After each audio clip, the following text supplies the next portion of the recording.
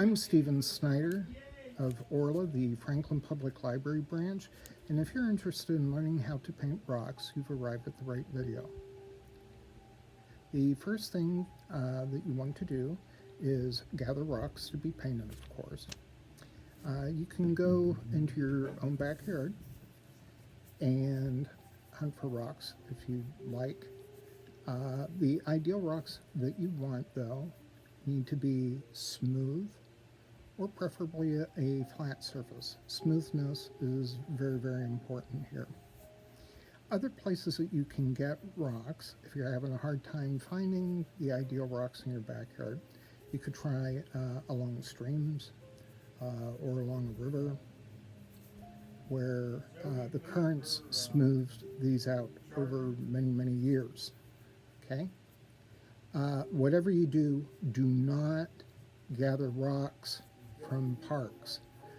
Some parks, depending on where you live, have laws that prohibit you from removing these. And I don't want you to get into any kind of trouble with the law.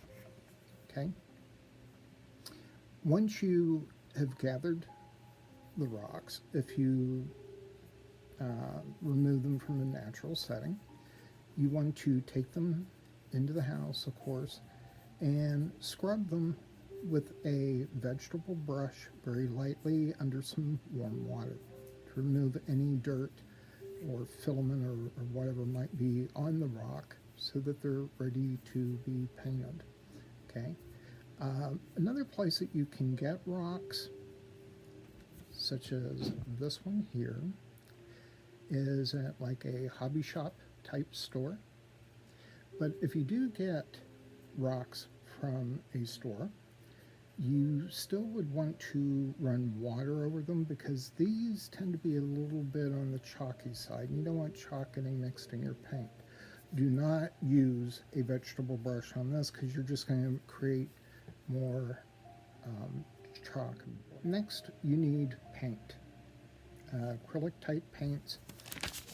You can get regular basic tube acrylic paint, such as something like this. Okay, I'm not advertising any brands or anything like that. Have several of those.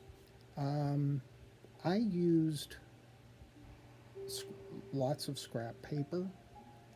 I didn't want to use little tube trays or anything like that because that tends to waste an awful lot of paint.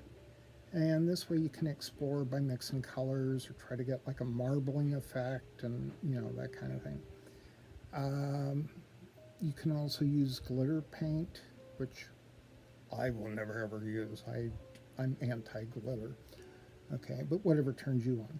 Okay, spray gloss enamel. And there are also paint pens out there, which I would have preferred be a little less messy. You could get more detailed into it, but especially if you're really artsy, which I'm really not. I'm not going to do a Mona Lisa on one of these rocks or anything, but if you can do that, knock yourself out. Have fun with it. Okay? Don't worry about screwing things up with this. In one of my old art classes, I remember somebody saying, don't worry about the screw-ups because you can still turn it into art, and it might even come out better than what you originally planned and pleasantly surprise yourself. Just relax and enjoy it. Have some nice, easygoing music on, have your supplies ready, and then just have fun. I have some light piano music on in the background to help you and myself relax, because I've never done a video like this before. This is my first. But we're ready to get going here with this. I'm going to show you first some of the rocks that were done last year with our Summer Quest program by some teens.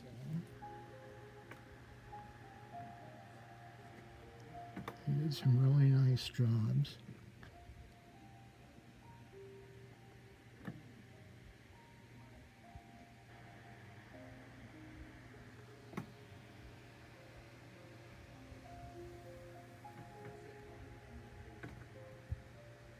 And these are some works in progress that I started today.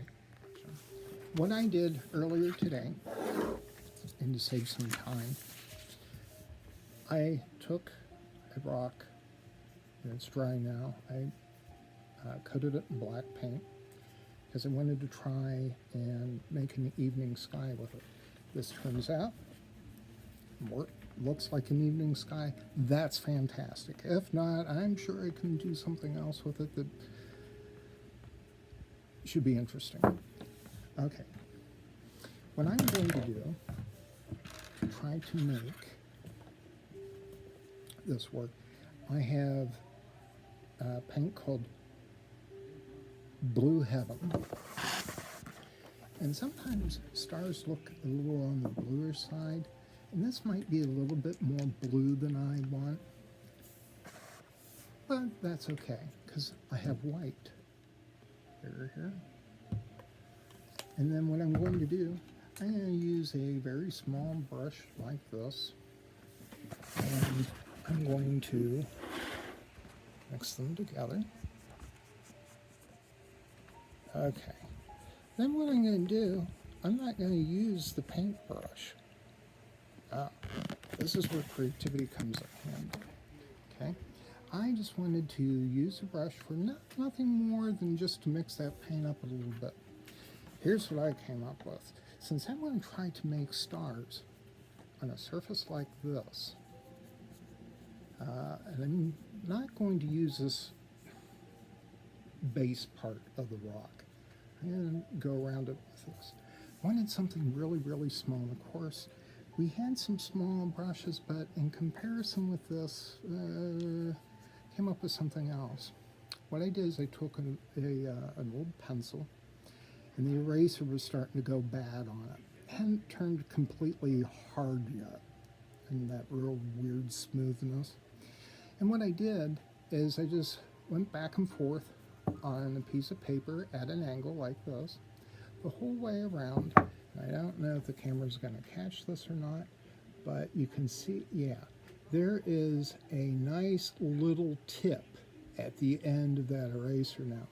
And what I'm going to do is just simply dip it into the paint very lightly, and then I'm going to go over the rock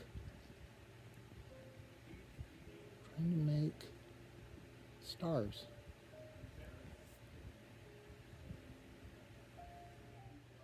And what I found that's working a little bit better for me, I'm going to leave the two dots on there that are pretty big, but you can see here the others are just very, very small, and I'm just tapping it very quickly. And that seems to be working much, much better.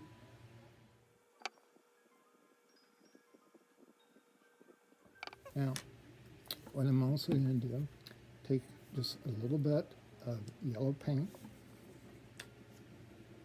Yes, for a moon. Put just a little dab on the paper. Just mix that up just a little bit. Trying to get more of a tip to this. Okay. And then what I'm going to do with the rock now, right over here, I left room for a moon.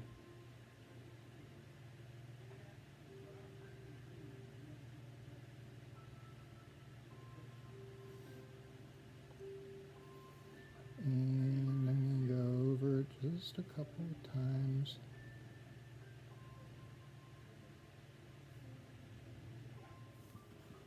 And now we have our moon. And we can continue on now with a couple little more stars. Some are more distant than others.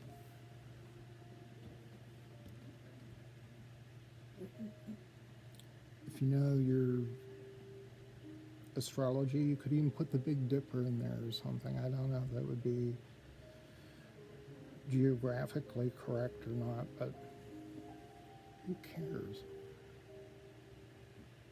You're just having a good time. And that's what this is all about. It doesn't need to be perfect. You don't need to become Picasso or or anything like that. You could paint whatever you want on the bottom too, like Franklin, PA, Oil City, PA, Cooperstown, PA, Venango County, PA, in the year, and go ahead and you know, if you want to autograph it, go ahead.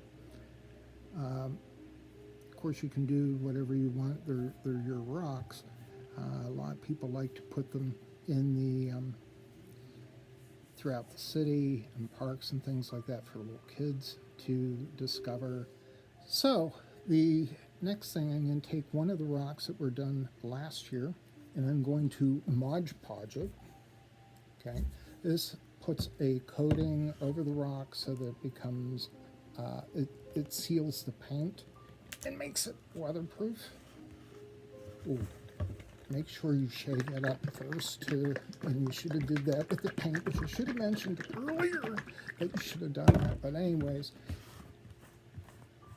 you got the Podge, and what you want to do next is you're going to take what on earth? Oh my gosh, the whole bottom of the lid came out. Anyways, yeah. Oh boy, you want to have good ventilation too for this, because this stuff is rather strong. I didn't realize that before. And I'm taking one of the rocks that were done last year, and since the 4th of July will be here before you know it, I'm going to do this one of the American flag. And you want to have a sponge brush like this, okay? And what you're going to do, of course you can only do one side at a time. If you do the bottom of it, then when it dries, it's going to adhere to the paper, and then you're going to have a mess. But anyways, you're just going to lightly put a coat over this, just like this. Oh, drat. You're having a hard time seeing it. There we go. Shoot, I can't do that left-handed. I'm a right-handed person. Okay. So you just put this on very nicely. Okay. Try to get it into all the little crevices and what have you, and brush it back and forth. You kind of get the picture there, I'm sure. I'm going to do this now with both hands and get a nice smooth coating on there. That's lovely. There we go. And I want to get the sides done. I'm starting to stick to the stone, but that's no problem because this stuff comes off very, very easily, thank goodness. Otherwise, I wouldn't be doing this. Okay, so that's how you seal that, okay? So there are many, many ideas and designs out there on the internet. You can go to YouTube, type in rock painting, go to Pinterest, which is where I got some of the ideas for this. You have a wonderful time doing this.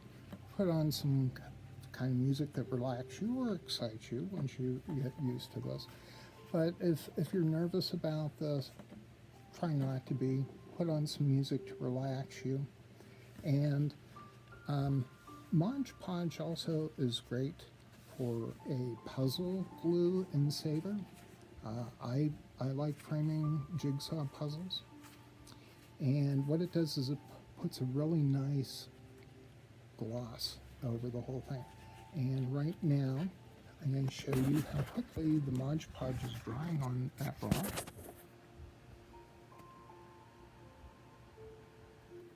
That's it. Thank you very much for your time and your patience. Go out and have a great time. Rock on.